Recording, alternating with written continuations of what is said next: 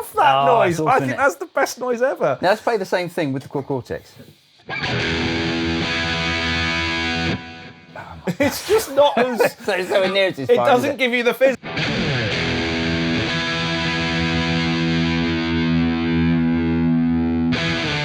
I'm bored already. Yeah.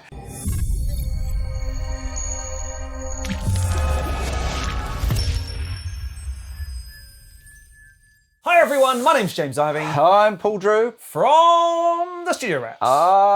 Yes. We're getting longer on that now. Yes. What are we doing? Well, shall I explain what we're doing? Please explain, yes, because you've made me build this thing and I'm not entirely sure what we're on about.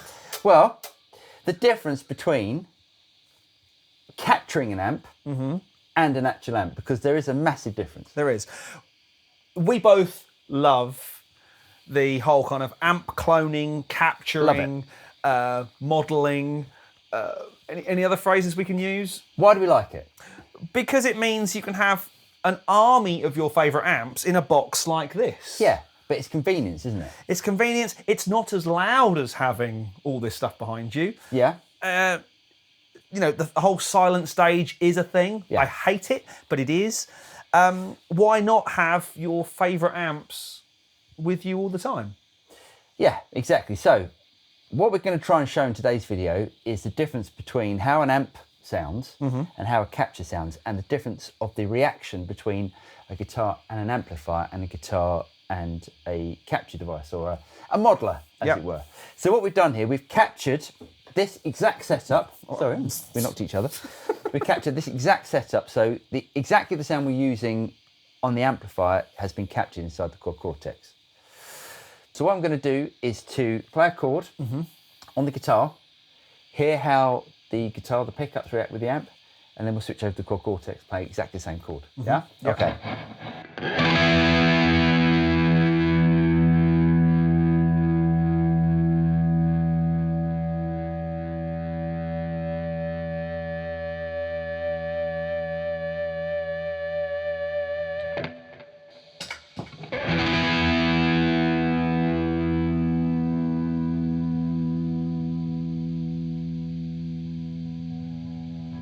It's close, but it's just not the same. Well, that's the thing. So the way that we listen to, or the way that we are used to hearing classic recordings of guitars, are a guitar going into an amplifier and the extra harmonics that you get from the interaction between the pickups and the speaker, the feedback, as it were. Yeah, the air movement. Yeah, the air movement as well. There's an awful lot more air movement from these speakers being interacted with the strings, with everything. So what we'll do, let's switch back to the Quad Cortex. I think that's that one.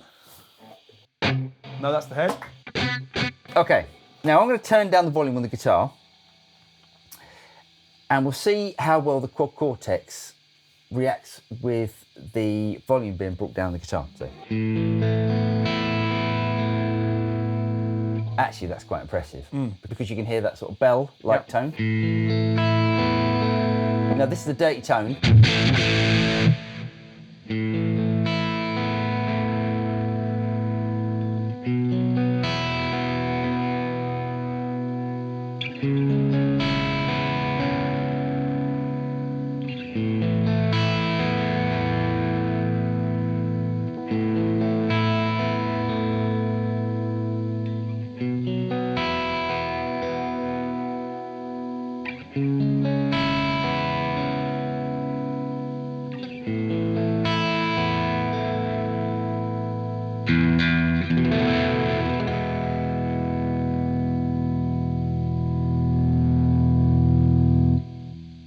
I'm actually quite impressed with that because I didn't think that was going to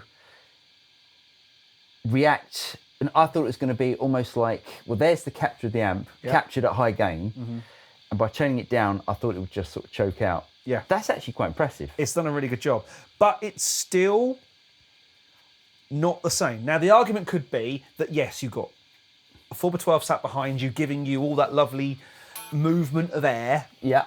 Well, it's not that. It's the feedback. It's the loop between the pickups and the speaker that's it's giving you all that as well. And it's it is different. Now, we're not knocking modelers, capture devices, cloners, all those sort of things. We're not, it's far from it. They have their place in the world. Yeah. And it's becoming a bigger and bigger place in the world of guitar playing. Yeah. But there is something about guitar, cable, amp, speaker, microphone in this case, it that just feels different. It's a bigger sound. So another thing that I want to demonstrate as well is if I stick it on the humbucker, right, what are we on at the moment? We're on the head. We're on the head. Okay. So I'm going to play a couple of chords. I'll chug a couple of things. Yep. Now have a listen to the sound, the Quad Cortex. This is the same capture, but have a listen to the sound the Quad Cortex imparts on the tone. Yep. Okay.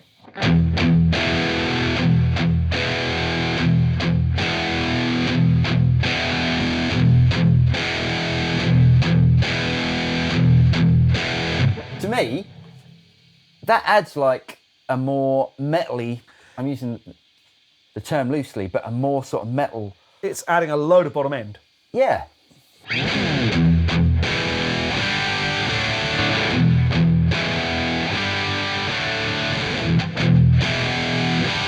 It almost tightens it up. Yeah. Hey, there's something else which I thought was funny. The Quad Cortex automatically, when you load up a patch, it automatically has a noise gate on it.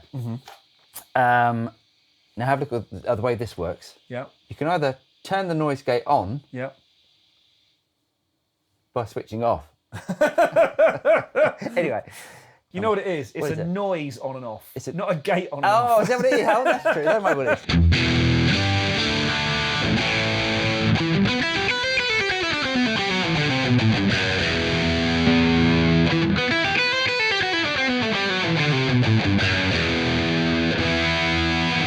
Which one's easier? Is it easier to play through the Quad Cortex, or is it easier to play through the amp? No, it's easier to play through the Quad Cortex because you don't have to control it as much. Right. So if I just play a big chord, can we turn the amp up just a little bit? Yep.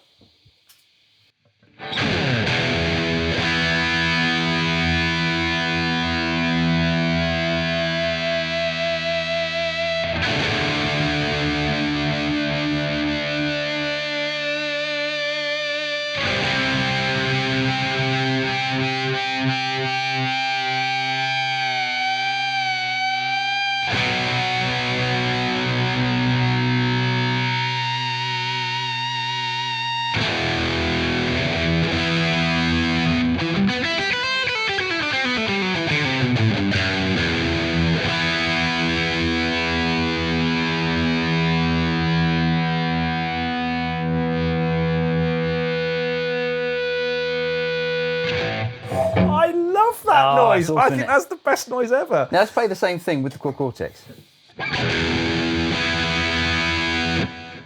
It's just not as... So it's nowhere near as it doesn't give you the fizz.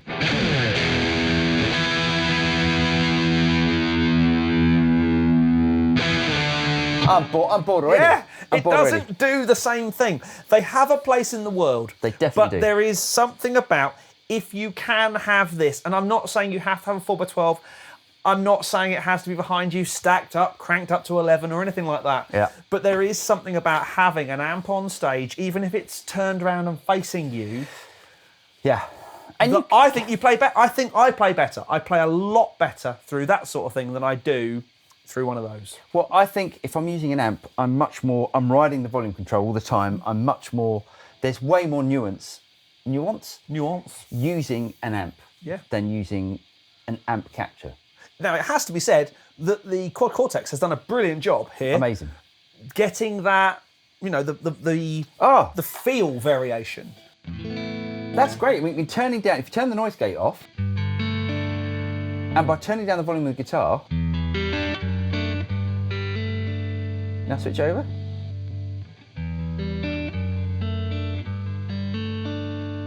It's not the same, but it's really close. Yeah. It does an amazing job, way better than I thought it would do.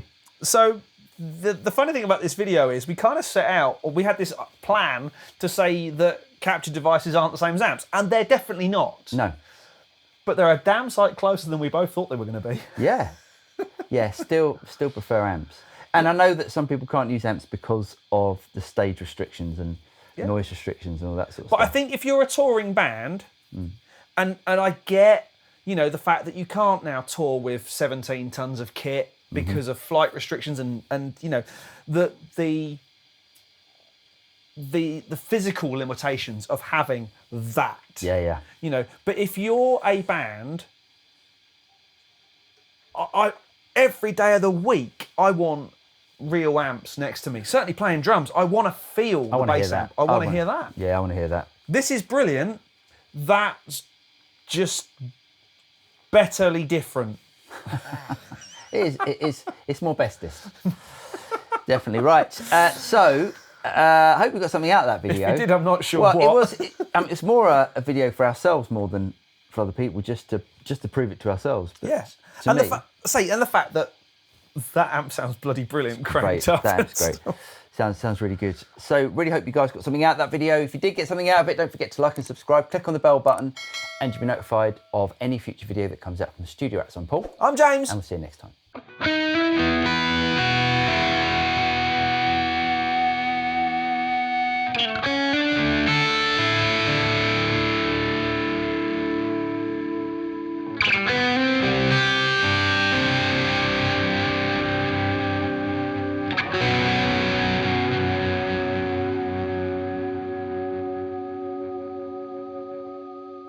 You